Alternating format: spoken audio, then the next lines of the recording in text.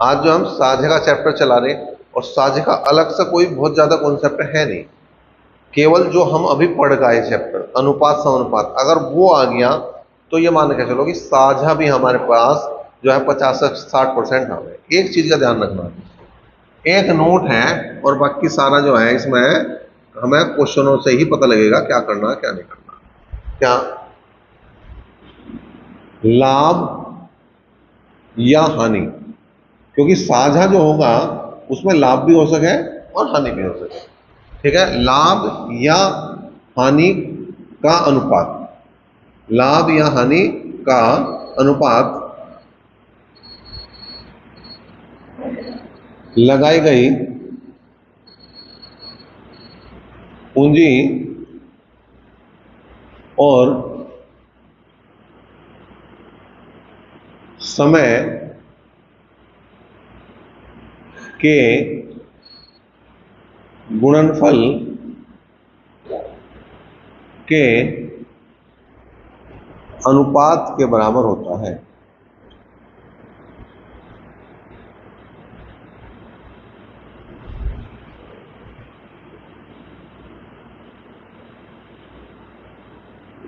क्या है?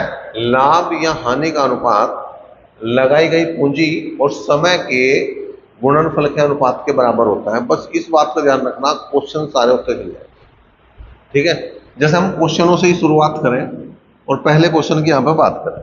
क्या है?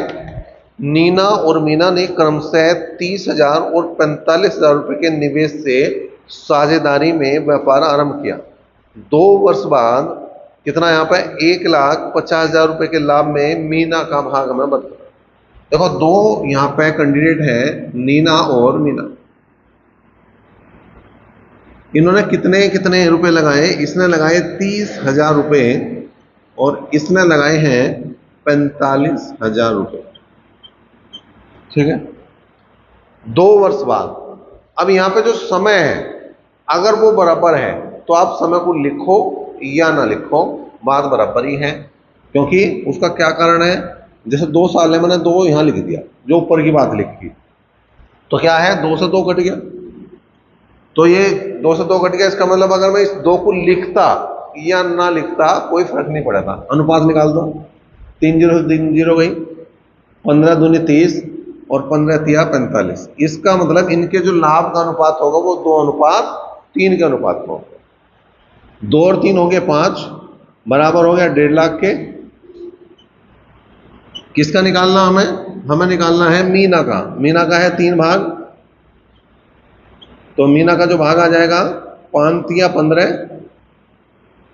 तो यह आ जाएगा मीना का भाग जो आ जाएगा वो 90,000 रुपये आ जाएगा, 90,000 रुपये। तो इस बात से हमें एक बात का और पता लगा, क्या कि अगर मैं ये 2 ना लिखता, अगर मैं उस समय ना लिखता तो भी अनुपात 2:3 ही आता। भाई अगर थोड़ी देर को मैं इसे हटा दूं तो यहाँ पे 3 0 3 0 गई, 15 दूनी 30 और 15 तिया 45।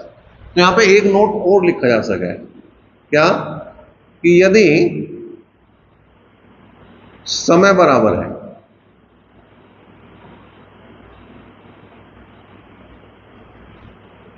तो लाभ या हानि का अनुपात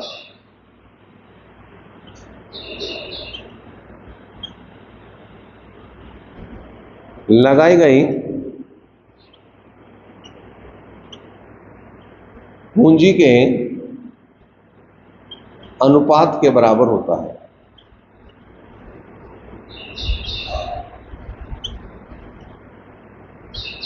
मतलब जहां पे समय बराबर हो जाएगा वहां डायरेक्ट पूंजी का अनुपात निकाल दो, वही लाभ का या हानि का अनुपात है। ठीक है, जहां पे समय बराबर नहीं है वहां समय की गुणा करो।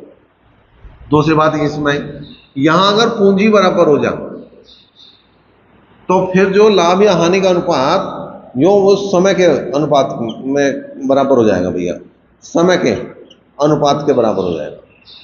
ठीक, किसी कारण से यो भी जो है 30,000 रुपये लगाता, यो भी 30,000 रुपये लगाता, ये 4 महीने के लगाता, यो 5 महीने के लगाता, तो पूंजी तो बराबर है, अनुपात आ जाता 4:5, डायरेक्ट आ जाता। ठीक है, तो अगर समय और पूंजी अलग अलग है तो इस तरह से गुणा करेंगे। समय और पूंजी अगर बराबर है, मतलब उसमें से एक चीज बराबर है, या तो समय बराबर है या पूंजी बराबर है। अगर समय बराबर है तो डायरेक्ट पूंजी का अनुपात देख लो, और अगर पूंजी बराबर है तो डायरेक्ट समय का अनुपात देख लो, और दोनों में से कोई सी चीज बराबर नहीं है तो फिर इस तरह से गुणा से हम काम करेंगे। आगे हम इस तरह से करेंगे, इन दोनों चीजों को मिक्स करके चलेंगे। जहां इसकी जरूरत पड़ेगी वहां इस तरह से गुणा करेंगे, और जहां पे इनमें से कोई सी एक चीज बराबर होगी डायरेक्ट अनुपात। क्वेश्चन नंबर 2 देखो, मिथिलेश ने 48,000 रुपए निवेश करने के एक व्यापार प्रारंभ किया। 7 माह बाद 56,000 रुपए की पूंजी लगाकर विद्या भी इस व्यापार में साझेदार हो गई। वर्षांत में कुल 5,885 रुपए के लाभ में विद्या का भाग बताना, विद्या का धन बताना। मिथिलेश और विद्या है। मिथिलेश ने लगाए 48,000 रुपए। ध्यान से समझने वाला क्वेश्चन है, क्योंकि इसमें दोनों चीज अलग है, इसमें पूंजी भी अलग है और इसमें समय भी अलग है। 7 माह बाद 56,000 रुपए की पूंजी लगाई इसने, विद्या ने 56,000 रुपए की पूंजी इसने लगाई। वर्षांत, इसका मतलब पैसा जो लगा टोटल 1 साल के लिए लगा, 1 साल में हुआ 12 महीने। तो मिथिलेश तो शुरू में आ गया, और इसने पूरे 1 साल जो अपना पैसा लगाया तो 12 महीने इसके पैसे लगा। लेकिन विद्या 7 माह बाद आई, तो इसका मतलब इसका जो पैसा लगेगा केवल 5 महीने के लिए। ये ध्यान देने वाली बात है, इसका पैसा 12 महीने के लिए, उसका पैसा 5 महीने के लिए। 3 जीरो से 3 जीरो गई, 8 छंग 48 और 8 सते 56, और कुछ कटता नहीं। 12 छिक 72 और 7 पंजे 35। ठीक, तो 35 और 72 को जोड़ दो, कितना हो गया 107। 35 और 72 107 बराबर किसके हैं 5,885 के। और किसका भाग निकालना हमें निकालना विद्या का भाग, मतलब 35 बराबर किसके है विद्या के। तो 107 से किसको भाग कर देंगे 5,885। 5,885 को हमने भाग करा 107 से, 5 बार चल जाएगी तो 535 हो गया। कितना बचा, ये बच गया भैया 3, ये बच गया 5 और ये 5, तो फिर 5 बार चल गई 535। तो कुल मिला के ये 55 बार पूरा कट गया। तो ये आ गया भाई 35 गुणा 55, 35 गुणा 55। अब हमने गुणा करी 35 की 55 में, 35 पंजे 175, हासिल को चले गए 17, और 35 पंजे 175 और 17 जोड़ दो, 7 5 12, 7 और 1 8 और 1 9, तो 192 ही आ गया। तो कुल मिला के जो इसकी रकम आई किसकी विद्या की, वो 1925 रुपए सी ऑप्शन में है, वो इसका सही जवाब हो जाए। सी ऑप्शन इसका सही हो गया। क्वेश्चन नंबर 3 देखो भाई क्या है। तीसरा, 5:6 के अनुपात में पूंजी लगाकर ए तथा बी साझे में कोई व्यापार प्रारंभ करते हैं। 8 मास के बाद ए अपनी पूंजी वापस ले लेता है। यदि वर्ष के अंत में लाभांश 5:9 के अनुपात में रहा हो तो बी ने अपनी पूंजी कितने समय के लिए निवेश की। देखो भाई 5:6, मतलब ए ने 5 रुपए लगाए तो बी ने 6 रुपए लगाए। उसने कहा कि व्यापार आरंभ हो गया, 8 मास बाद ए ने अपनी पूंजी वापस ले ली। इसका मतलब यो पैसा 8 महीने के लिए लगा, ठीक। और वर्ष के अंत में इनका जो लाभ का अनुपात रहा वो 5:9 के अनुपात में रहा।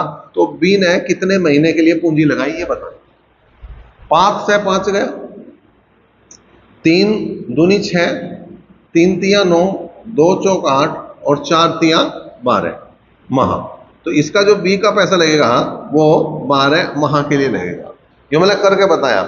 सपोज करो इस क्वेश्चन को तुम लास्ट सेकंड में देख रहे, पेपर में बैठे लास्ट सेकंड में देख रहे, तो बिना करो भी निशान लगा सकते अगर थोड़ी सी लैंग्वेज की पकड़ कर जाओ। कैसे, उसने कहा कि 5:6 के अनुपात में पूंजी लगाकर ए तथा बी साझे में कोई व्यापार आरंभ करते हैं। 8 मास के बाद ए ने अपनी पूंजी वापस ले ली और वर्ष के अंत में लाभांश। अब बात समझो, उसने कहा 8 माह बाद ए ने तो वापस ले ली और वर्ष के अंत तक व्यापार जा रहा, तो बी कहां तक रुकेगा, वर्ष के अंत तक रुकेगा, जब भी तो उसका जो है पूरा पूरा 1 साल बनेगा।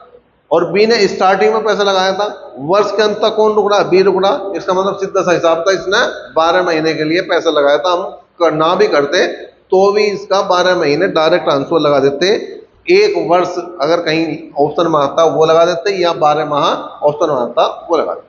क्वेश्चन नंबर 4 देखो भाई, हेमंत ने 50,000 रुपये निवेश करके एक व्यापार आरंभ किया। 8 महीने बाद 70,000 रुपये की राशि के साथ संदीप व्यापार में सम्मिलित हो गया। 3 वर्ष बाद इनके लाभ का अनुपात क्या है वो हमें बताना है।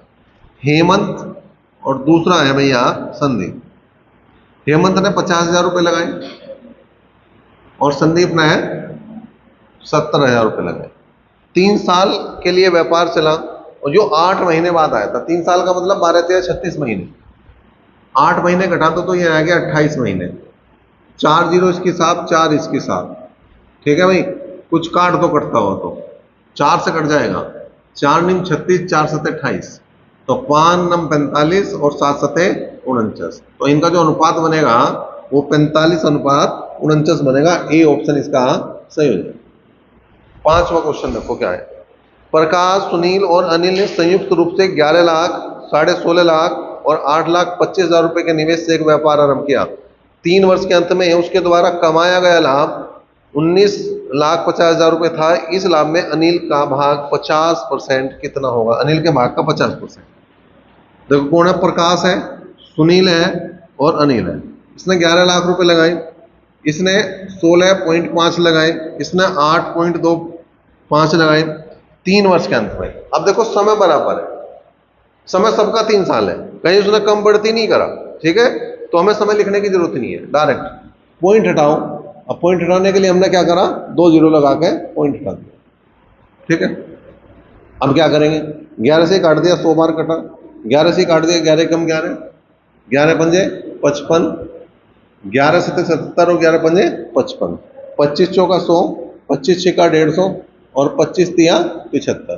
तो जो उनका अनुपात आया वो आया 4:6:3। तो 6 और 4 10 और 3 13, 13 बराबर जो है वो है कितना? वो है आपका 19,50,000। 19.50 लिख दो, 19.5। अब हमें क्या निकालना? अनिल के भाग का 50%। अनिल के भाग का 50% निकालना। तो जो अनिल है उसका आधा कर दो, 1.5 निकाल। 3 के बजाय क्या निकालना? 1.5। 13 से काट दो, 13 कम 13, कितने बच गए? यहाँ पे 6, 13 पंजे 65। कुल मिला के अगर बात करें तो 15 तिया 45, 4.5 बटे 2, 2 दूनी 4, 2 दूनी 4 और 2 पंजे 10। तो 2.25 लाख रुपए जो बनेगा वो अनिल का 50%। अनिल का पूरा नहीं है, अनिल के अगर पूरे की बात करता तो 4.5 लाख बैठते, लेकिन अनिल का 50% पूछ रहा तो 2.25 लाख रुपए यहाँ पे इसका उत्तर बने।